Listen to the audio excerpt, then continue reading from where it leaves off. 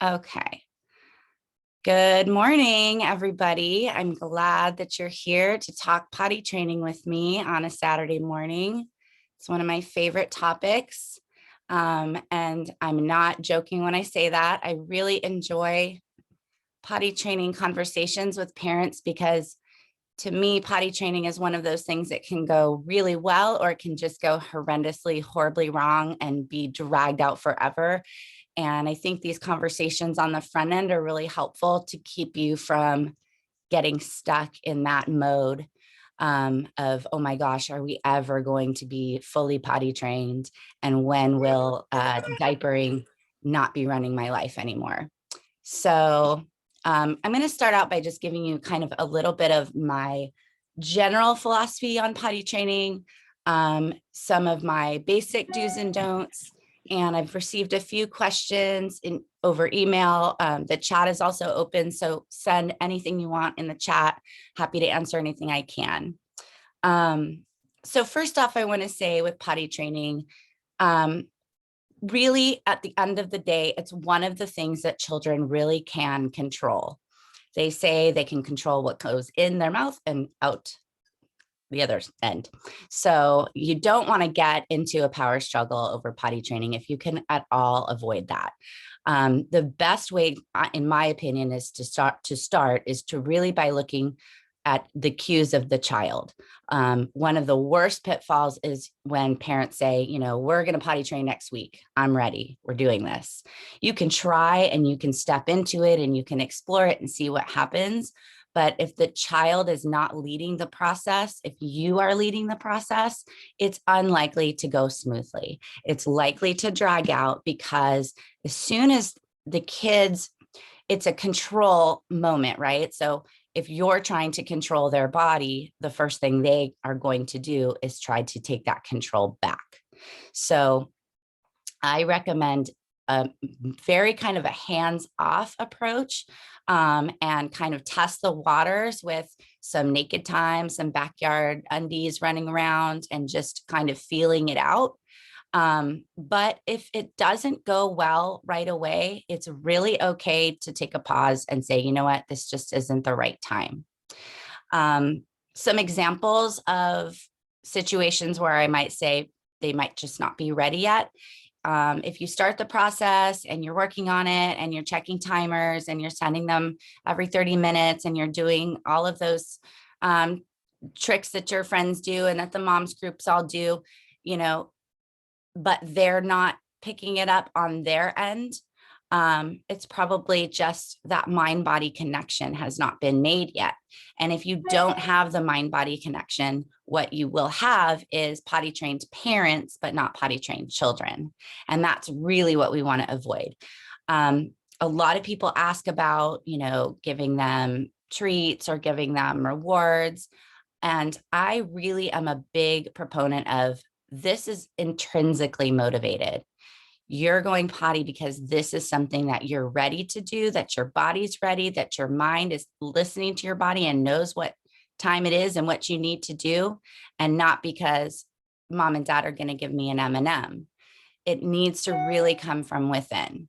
So if you're finding that the only way your child is motivated to potty is by treats, once again, I would say they're probably not ready.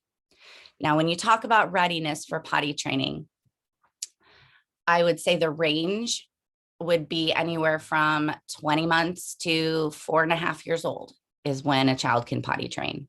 So I know a lot of parents feel that anxiety and nervousness, you know, maybe starting preschool or going into the next class that they need to be potty trained by that point. Kid Time has always been very firm about not holding a child in a class because they're not potty trained. It's one small part of who they are and what their day is. It's not the only thing. And once again, once you make it the only thing, now it's a control thing. And now I'm probably going to push back and try to either hold, I may regress, you know, you might have, your child might be kind of on the road and all of a sudden they're peeing in their pants every day, or you're picking up 5 bags from school. These are just signs to me that the onus has been put on the adults more than the child. If they're not ready, that's okay. Back off, give it a couple more months, try it again and see. So on the front end, if you kind of go into it with this mentality of try it and see, rather than we are potty training and this is how we're going to do it. And it's going to be done by next Thursday because we're going on a trip and the baby's being born next week and we want to have only one in diapers. That immediately puts pressure on the whole situation. It puts pressure on you. It puts pressure on your child. And the response more than likely is going to be, I'm going to pee in my pants whenever I want, or I'm going to do what you say and follow your lead, go to the potty every 30 minutes, but I may walk right out of the bathroom and pee in my pants. And that's what we see a lot when kids are being pushed and they're not ready. I feel like in the past, I've said to parents, girls and boys tend to potty train a little differently. I think that's too simple. I think every child really potty trains in their own when they are particularly ready. So like I said, it can really drag out and it can really go quickly. The beginning, I think the first thing that people should do is definitely just some naked time. Get out in the backyard, let them run around. I like to tell the story of when my son was 2 and I started to see the signs. He was a very verbal kid. So he was talking to me about, so-and-so used the toilet, you're on the toilet, dad uses the potty, So I knew that he was interested. So we spent a little time one day after school in the backyard naked and is on the bottom half and he ran around and played. And at one point he peed in the grass and he came over to me and he said, Mama, pee comes out of my penis. And I said, you're right. Yeah, it does. I said, did you see it? And he said, yeah. And it was such an interesting moment because you realize they're wearing a diaper. They're wearing maybe layers of clothing, underwear, whatever. They can't see it. They can't feel it. They can't touch it. It's not something they're aware of. But as soon as you take their clothes off and let them feel their bodies, I think that's really telling. We started out just doing a little bit in the backyard and then there was another moment where he actually pooped outside. And that was interesting because it was again, his little flag went up and he's like, poop comes out of my bottom. It was so visceral and he was so aware of it because he wasn't all locked down in all these clothes. So I really recommend that. Now, if you have, some success on the weekend and you're doing the underwear thing and they're running around outside or even inside, and you feel like, maybe you want to do this at school, reach out to the teachers, let us know, and bring a lot of clothes because accidents will happen. We don't want you to be discouraged if there are accidents. What we might say is, wow, we had a lot of accidents in a row, or we had them where we took her to the potty. She came outside after and then peed in her pants. Again, those are where we can tell maybe it's not time yet. But running to the restroom and peeing on the way there because it's pretty far away, that's all part of them learning to manage their bodies. And again, I think that kind of circles me back to the rewards and why I really, really couldn't strongly recommend against rewards enough. We want them to feel that the pride. This is something I'm taking on. It's a new challenge. They're learning a brand new skill. And if you put it in adult terms, which I think is helpful sometimes for adults because we forget what it was like to be a child. It's been a minute. But if you think about, I'm going to learn a new skill. I'm going to learn how to roller skate. Every day I'm going to practice my roller skating. On the way out the door, if every time I leave my house, my family says, hey, don't fall down. Make sure that you stay up on your skates. Make sure that you don't fall down on your skates. Hey, how was your day? Did you fall down on your skates today? How many times did you fall down on your skates? Oh, I see you have a lot of Band-Aids. You must have fallen down on your skates a lot. I'm pretty much going to be over the skating. Like that just does not sound fun. I don't want to do it anymore. You're putting all this pressure on me. Skating was supposed to be fun. It's supposed to be something that is something I can do that isn't really about you, but you guys made it about you. Now I don't want to do it anymore. Does that make sense? I can only see a couple of you, but if that makes sense, thank you for nodding. that's helpful. So when I say that, think about when you bring them to school or when you're doing your transitions in the day, that you're not constantly hawking them about their potty training. That's just a miserable way to live. So if you're going to send them to school in underwear and give it a try, send us a heads up ahead of time, bring all the clothes, and then leave it alone. Don't talk about it. Don't harp on it. Don't poke at it. The more you talk about it, the more they know this is something that if I want to claim control over, I can and I will. Hi, Marielle. Hi. So let's see. I had a couple of email questions and I want to see what those were real quick.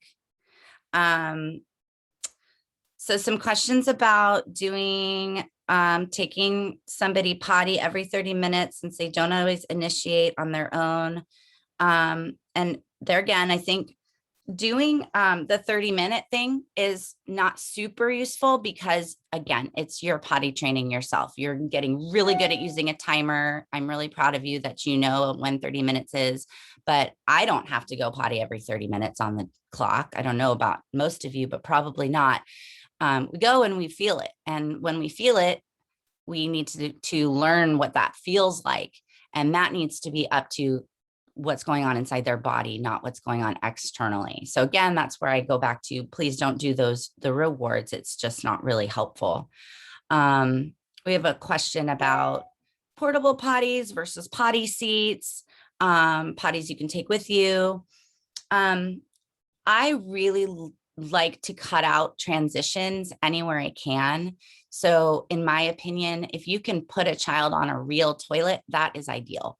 If they've got a really little body and you need one of those little round seats that goes on the top, I prefer that because it's more feeling like what they will be doing forever, as opposed to getting them used to this cute little seat that they can, poop in the living room and then move it to the backyard and then move it. It's all part of the process is learning. How long does it take me to get to the bathroom? How long does it take me to stop what I'm doing? And at school, 99% of our accidents are, oh no, I was busy playing too long and I didn't stop fast enough. And now I'm running to the restroom and I'm peeing my pants.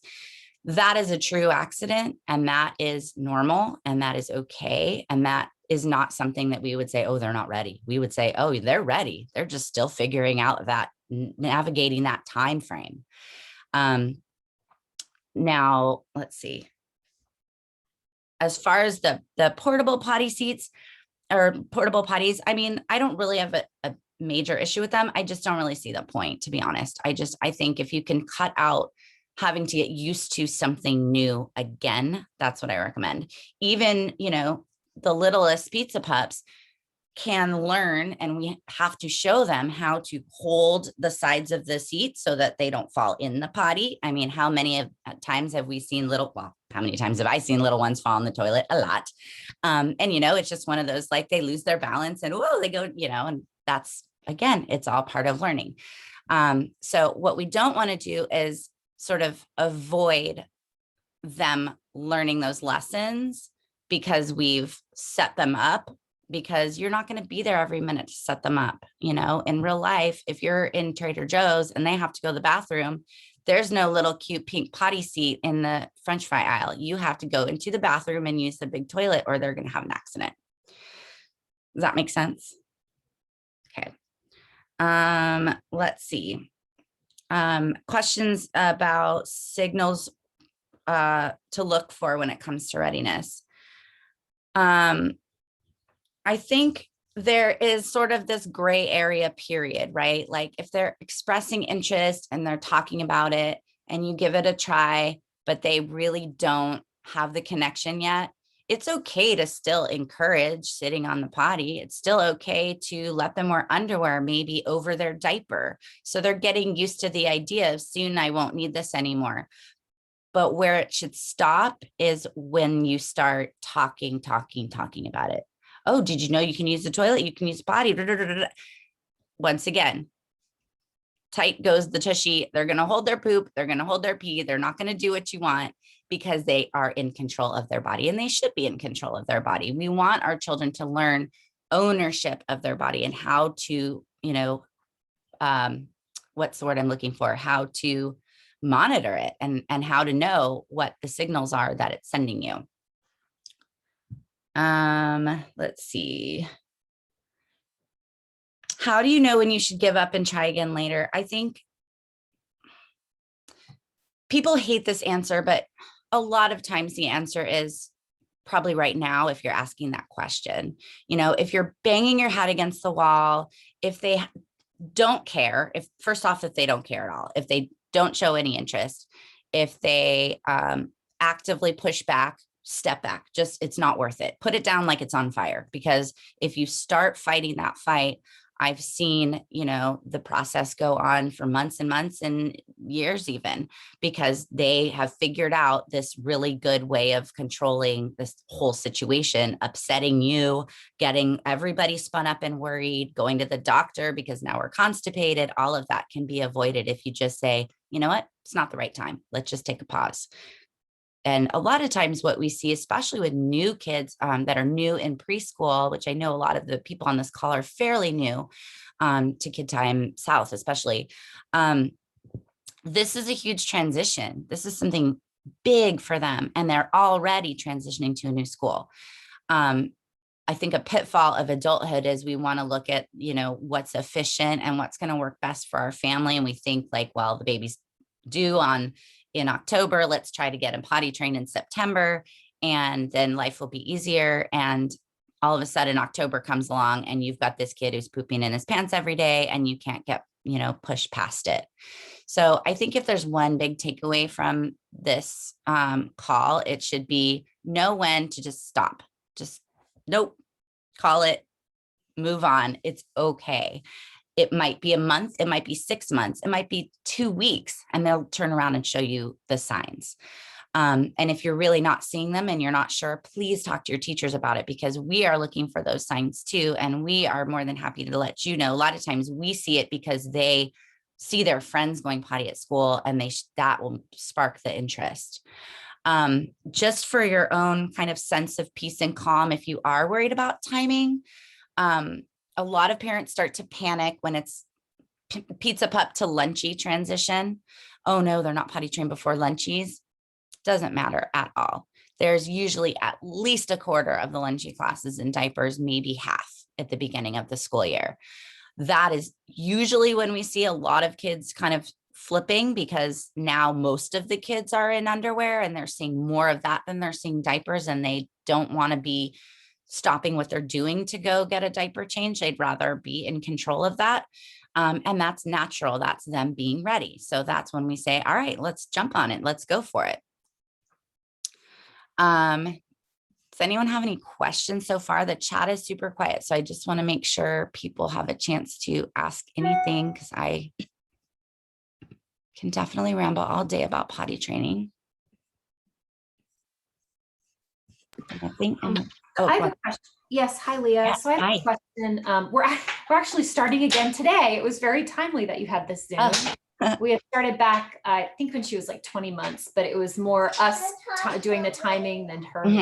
So we're trying to start again because she's expressed interest in potty books and those kinds of things again. So my question is, I read the Oh Crap potty training book that said to just get rid of diapers and just, go for it. But you're talking a little bit more about transitioning more naked time at home. And what are your thoughts about that? I mean, is it just easing into getting rid of the diapers?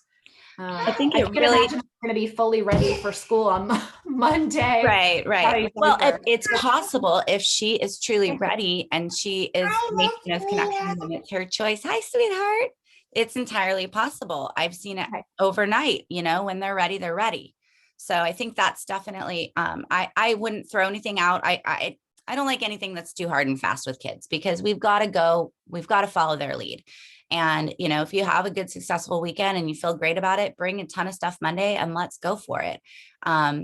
School is a very telling place because they're so busy and they're so involved in things, that, and we're as a general rule, we're not trying to take them every 30 minutes. I would rather her have that accident and go, oh, I'm wet. This is uncomfortable. I don't like this feeling. Next time I'm going to go to the potty a little sooner. Along with that, and I would encourage too, Marcy at home, is encouraging them to change as much of their own clothes as possible and work with them on learning to pull up their pants and do all of those independent things, because that is a part of it. And if they can't do those things, it's going to be really frustrating for them, and they may, just kind of give up because it's too hard. So definitely encourage them to practice putting on their own clothes. At school, if they have accidents, what we generally try to do is, give them everything they need, make sure they're clean, but also, let them do most of that changing. And the natural consequence and the logical consequence that happens is they miss maybe something because it took so long because they were changing. Hi, Maisie. So when you're, that just takes up a lot more time, and they start to realize, oh, it's a lot easier if I just go use the potty. I've got a couple questions in the chat. Questions about overnight and nap time pull-ups, not focusing on daytime potty training. Great question. Just like potty is different with every kid, sleep is different with every kid. In my experience, it's been the kids that are the really good hard sleepers need overnight diapers and nap diapers longer. And it has nothing to do with whether they're fully potty trained or not. It just has to do with how hard of a sleeper they are. We have kids that one drop will wake them up and they'll be irritated by that, and it will wake them out of a nap.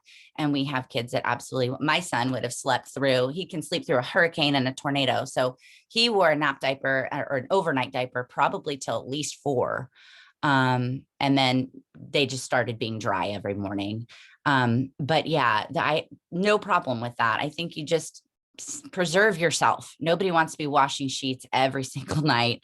Do the layer trick where you put like the pad and then an extra sheet so it can make it easier with the changing in the middle of the night. But no, I have no qualms about do those as long as you need. It's not a big deal.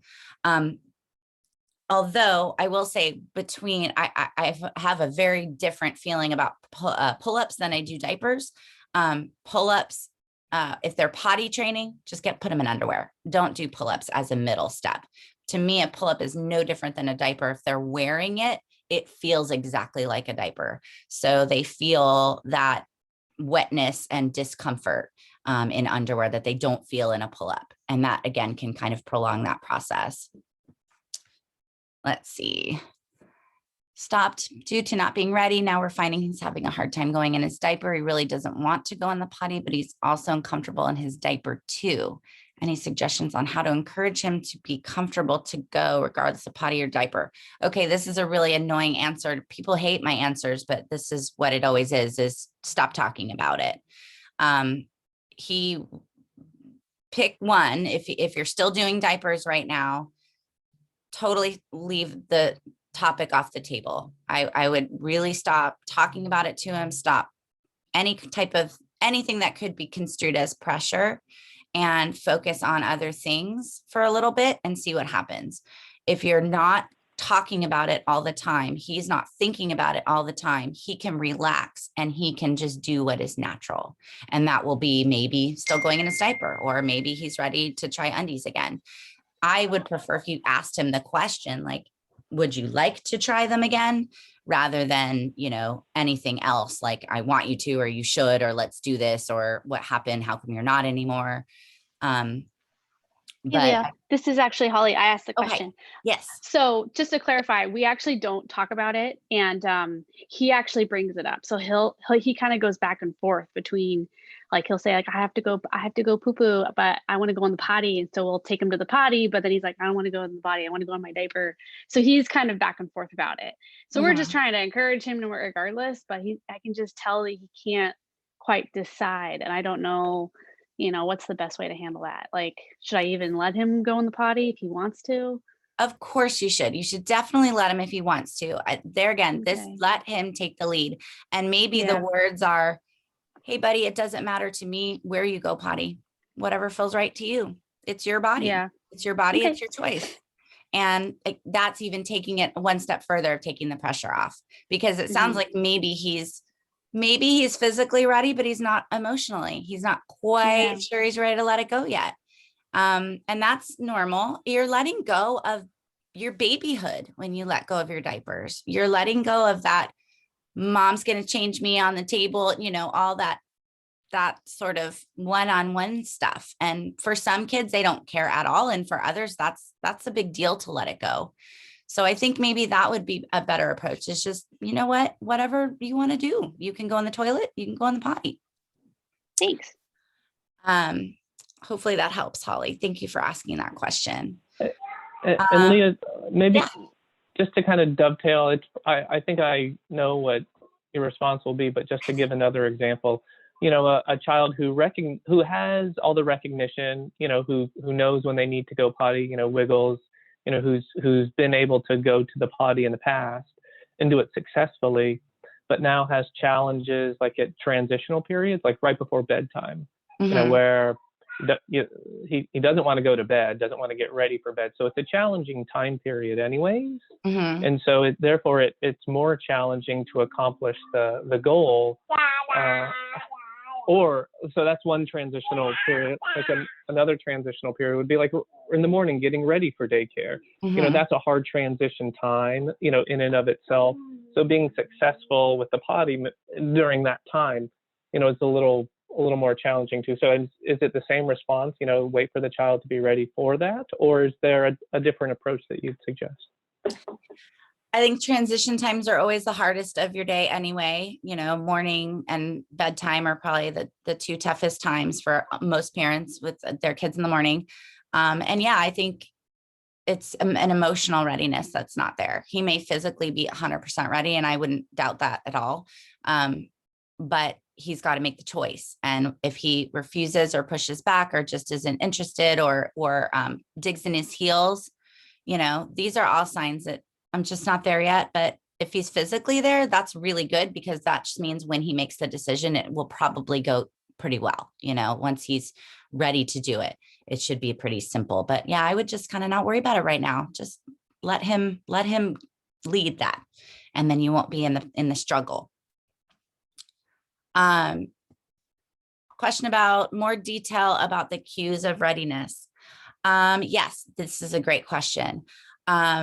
I would say cues of readiness might be, they talk about it, they watch you in the bathroom, they want to sit with you, they find a place or you notice that they go and squat somewhere when they go potty, even in their diaper. A lot of times, you'll notice that there's like a regular behavior that happens around that. They're starting to know, okay, my body needs me to do something right now. I'm feeling it. So that's a cue. If you encourage it and they're excited about it and they want to talk about it, these are all positives. And there again, I think that's a moment to just do some naked time and see what happens and try. Let's see really it's interest, if they show interest. And someone had also asked in the emails about, books and movies and things like that. I keep it real simple. Once Upon a Potty is a good story. The story about We Love Everyone Poops. Anything that's just kind of talking about the bodily functions without being so heavy-handed is good, because again, it's not putting a lot of pressure. I think the most important thing is just kind of being really open. And, everyone lives differently in their own homes, but, keep the door open and, invite them in to come and sit with you while you go potty, or invite them to, if they want to sit on the potty, whether they're doing it or not, whether anything's happening or not, read them a story, make it a comfortable place to hang out, maybe throw some books in a basket next to the toilet. My son at 2, he was famous for his legs would fall asleep. He would sit on the toilet and read forever. And we just, we would crack up because he just looked like this little bookworm on the potty with 17 books next to him. But it's all making it a comfortable space that's, feels good to them. And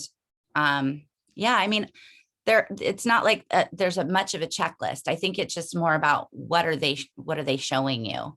And, if you talk to them about it and they yeah, mom, look at this flower. I could care less. Okay, let's just move on. It's not for now. See if I had other questions in my email that I don't want to miss.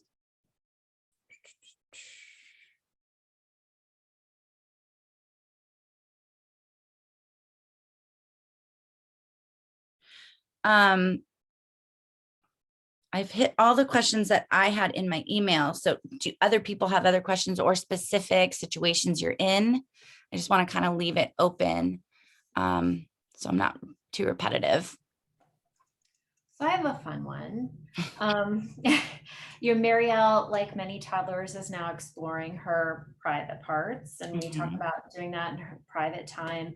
But with naked time, it's getting a little bit harder, to help, I don't know, guide that, because I feel like we're washing our hands all the time because she just keeps touching and then we're washing. Is there any kind of suggestion, or will that just tend to phase itself out? Some children are more explorative than others with that. And I can't really say that, anything will make it stop, but it probably will, in time dissipate. I think the more she's naked, the more she's going to check it out. A suggestion, I don't know if this, hand sanitizer is maybe easier, and I hate to say it might sting a little. It might be something she might touch and go, I don't want to do that anymore. You know what I'm saying? Yeah. If it became really an issue. Like I said, I'm trying to be very sensitive that just happens, but I feel like we've washed our hands probably 20 times this morning because of that. And I just don't want, if she's touching and then we're eating or, right. Of course. We're yeah. Simplify your life and just let her hand sanitize and try not to harp on that too much. Cause we don't want her to feel like there's something wrong with looking or touching her body. But there's a place for that. And, we can talk about privacy. But it's a little hard to tell them not to touch their body when we're encouraging them to run around naked. But also that will be over soon because you'll put her in underwear and she'll be regularly wearing underwear, not just being naked.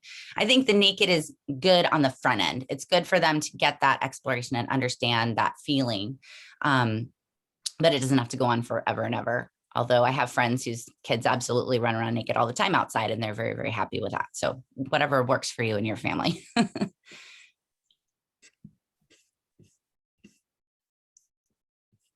Nothing more in here. Does anyone else have specifics? I had a question. How verbal do you think the child needs to be before they start? Like Carolyn seems interested and is always peeking at us when we're using the toilet, but she doesn't talk very much yet. Yeah, that's a good question. I don't think they're really affiliated. I think you could absolutely potty train if she were ready mentally and emotionally and physically, as long as she can communicate to you what her needs are. And most kids that aren't verbal yet at 2 and around 2 can communicate really well. They just don't use words, right? Like she would take your hand and take you to the bathroom or point to the, toilet or whatever. It might be just a good time to start encouraging words and saying, oh, can you say potty?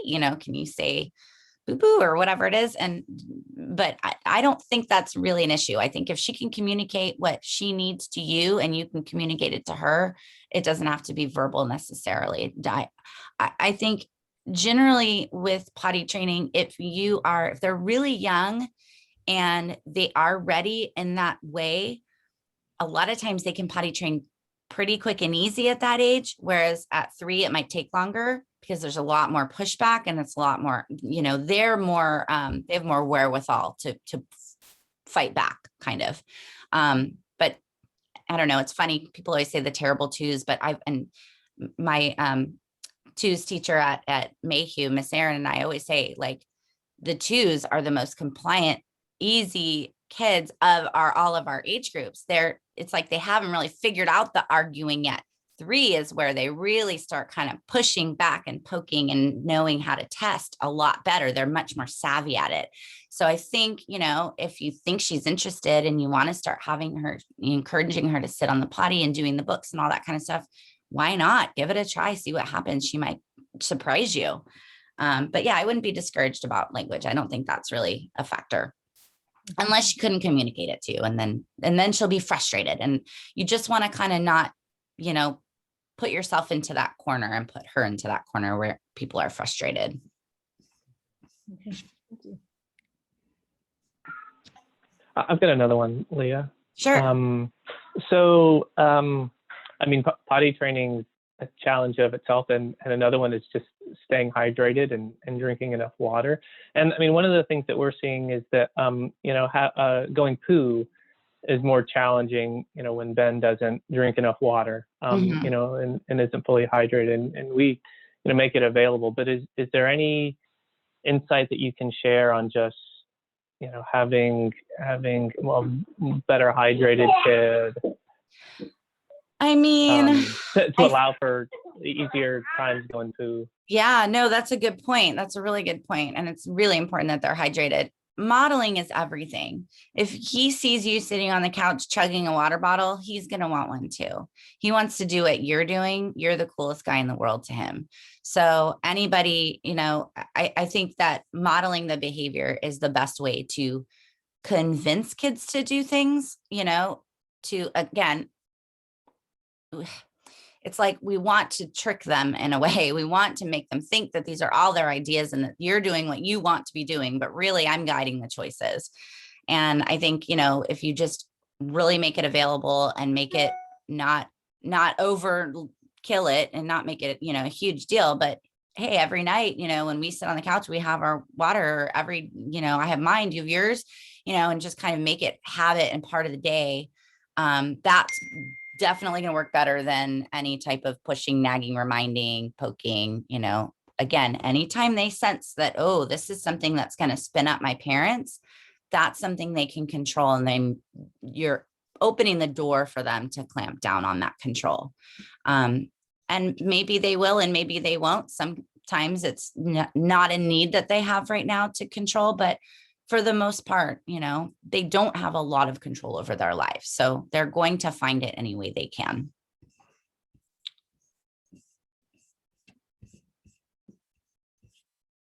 Anyone else have anything specific or any scenarios, situations?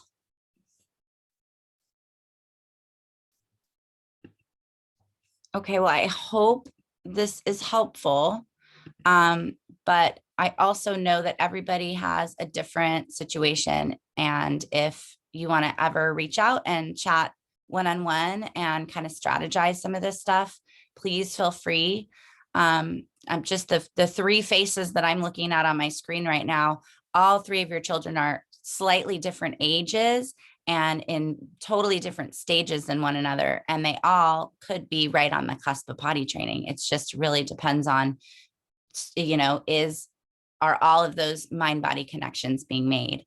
And there again, my takeaway for today is please take the pressure off of your child. Take the pressure first and foremost off of yourself, because if you feel the pressure, then they will too. And, approach it as an adventure, approach it as a new skill that they're learning, as opposed to something we need to get done and we're not doing it on time and people will judge us and he'll be the only one in diapers and he's going to go to college in diapers. These are all things people worry about and they don't happen. So I just want everybody to kind of shake off some of that high pressure.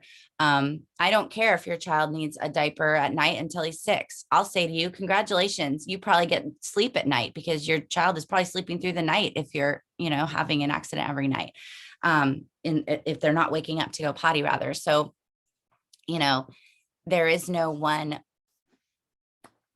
cookie cutter way to do this, but, if you take that pressure out of the equation, it's only going to make things easier. And it's definitely going to take that, the power struggle out. And I just can't say enough about that. That can be the difference between, like Marcy, you said, I don't know if she'll be ready by Monday. She might be, or, it might be 6 more months, but let's see what happens. Let's just have the adventure and, take the ride with them and let them lead.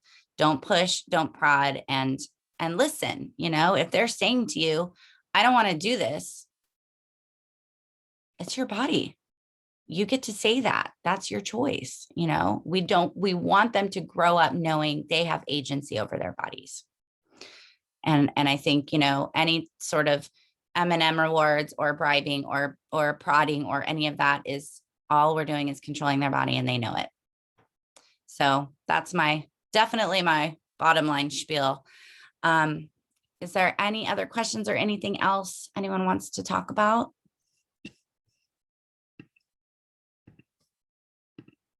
Okay, it's very quiet. Well, I'm really glad you all came on with me this morning. Thank you. If you have feedback about this, or obviously questions, let me know. If you like or don't like this format, I'm enjoying doing these Zooms. I feel like you all have the same questions. And so it's just really helpful for everyone to be able to hear other people's scenarios too.